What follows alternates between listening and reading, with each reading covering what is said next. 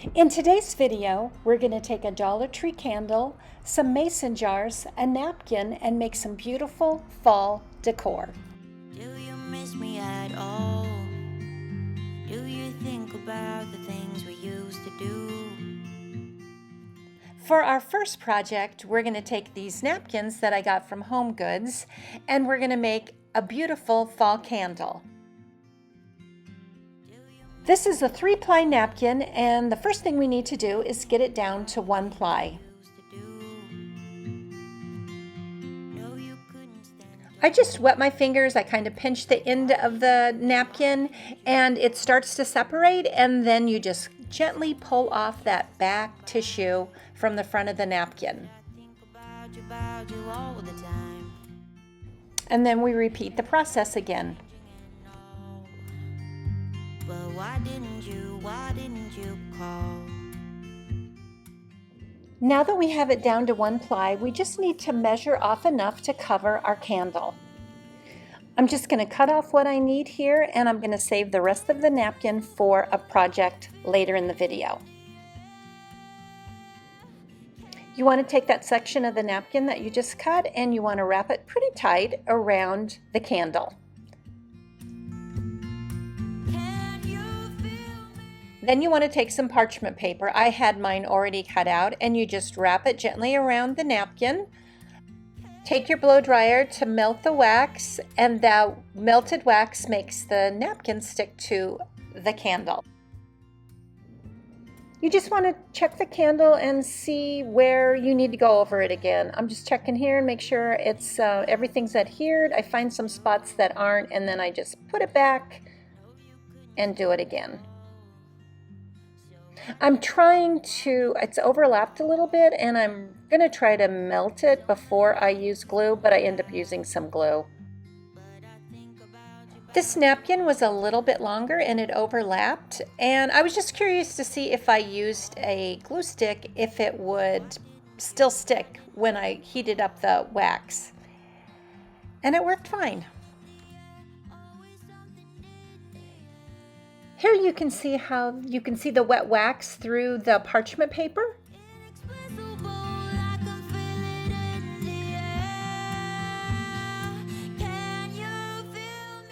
Looking at this video, I have no idea why I didn't trim off that little piece of the napkin. It's driving me nuts. But at the end, when the candle's all done, I go around the top and I trim it real close to the edge. And that's it. This candle is done. I'm sure you're not supposed to burn these kind of candles, but just for curiosity's sake, I did. I just wanted to see if the napkin would catch on fire, and it didn't. This is how the candle burned. For project number 2, we're going to use some mason jars and some IOD stamps. I first clean the jar with rubbing alcohol, and then I'm going to apply Wise Owl paint in Antique Villa. This is a chalk paint. Then the first thing I need to do is stir it really well, and I'm going to use a pouncer to put it on the jars. I think the pouncer gives it a little texture and it looks really nice on the jars.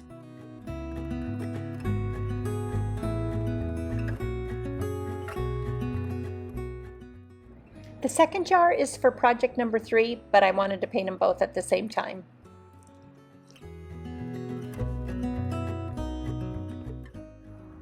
You can't really see it very well, but I used a little pouncer to go around the rim of the jar.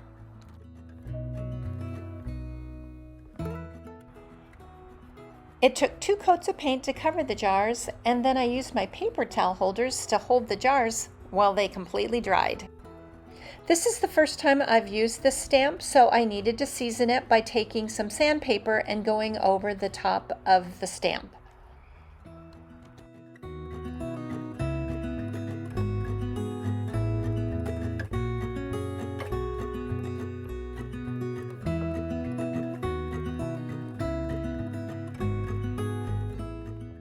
Now this is the kind of tricky part, is getting the stamp down and not moving it. So you want to figure out where you're going to go, set it down, Hold it down and then take your other hand and just slowly go all over the rubber stamp to make sure you get that ink all onto the jar. I love the way this looks. We could stop right here, but we're going to paint it and then we're going to restamp it. I used Wiesel paint in turmeric.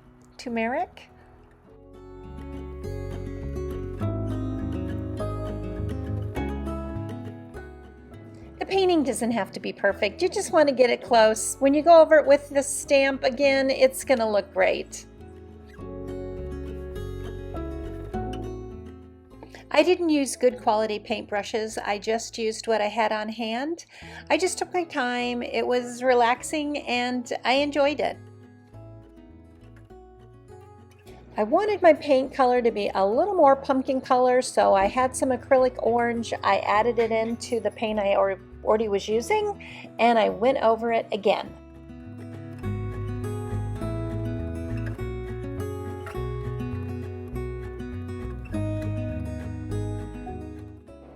And I did the stem in DIY Fancy Farm Girl.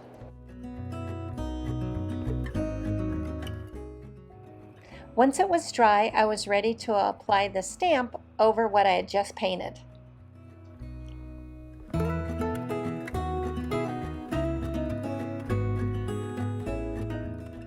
I used the same method and I put a fall leaf on the back of the jar.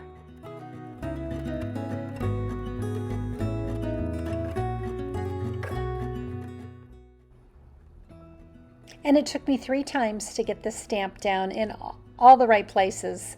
But this first stamp we're going to paint over, so it's not as important as that last time we stamp.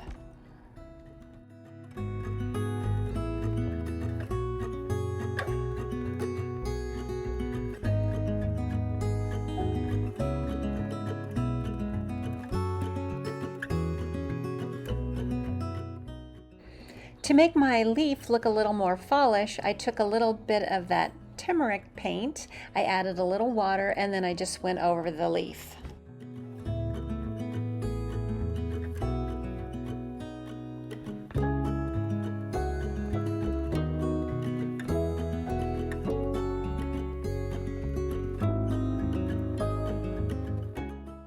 And because I was using a chalk paint, I had to seal it, and I used DIY Big Top. I also watered down some Waverly wax to just age the jar.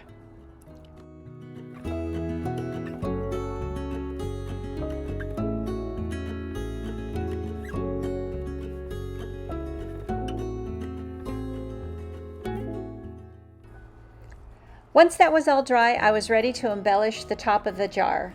I had a leftover piece of burlap ribbon that I had ruffled, and I put that around the top of the jar, and then I made a messy bow.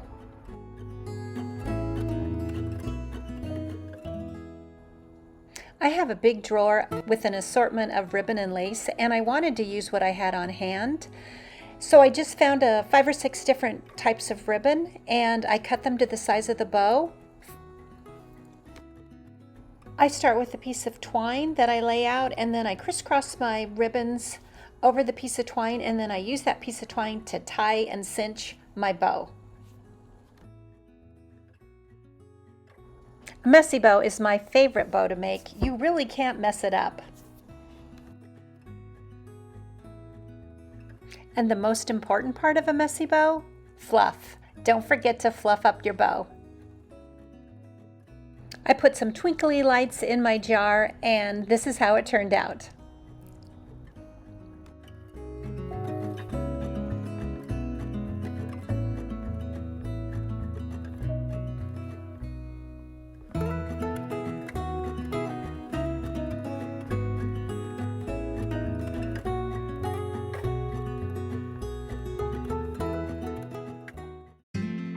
For our next project, we're going to take that mason jar that we painted, and we're going to use the leftover napkin, and we're going to decoupage it to the jar. For this napkin, I just tore around the edges. I didn't want any straight edges, and I just went around the design that I wanted included. Why didn't you call?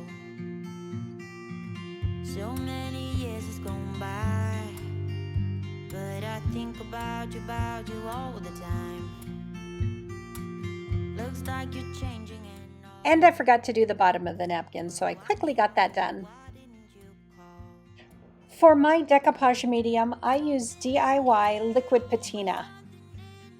I applied one nice coat of liquid patina and then I put my napkin down. I use a piece of wadded up cling wrap and I use that to smooth out the napkin. It just helps so you don't tear the napkin.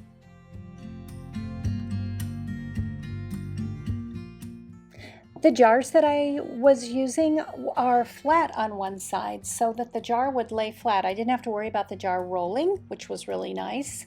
And I just worked my way around, all the way around the jar. If you want a completely wrinkle-free napkin, you can always flatten out your piece of cling wrap and lay it over the napkin and then smooth it out. It's supposed to make it more wrinkle-free, but I kind of liked it with the wrinkles. I wasn't too worried about that. No, you couldn't stand tall. So why didn't you call? Where the napkin met in the back, I made sure that had plenty of liquid patina, and then I went around the top and the bottom just to make sure everything was glued down well. Changing and all. To finish off this jar, I used sisal rope and I wrapped it around the top of the jar. Something in the air, always something in the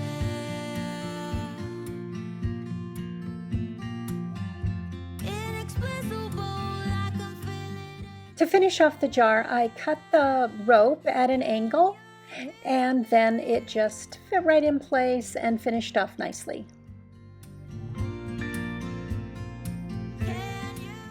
The rope is pretty hairy, so you want to take a lighter and just go around and burn off all those hairy edges.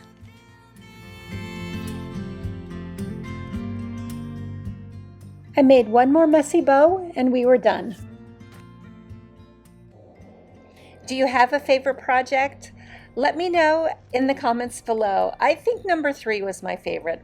I just love how it turned out with the napkin. And if you can't find a napkin to use, let me know because I have like 38 more of these napkins.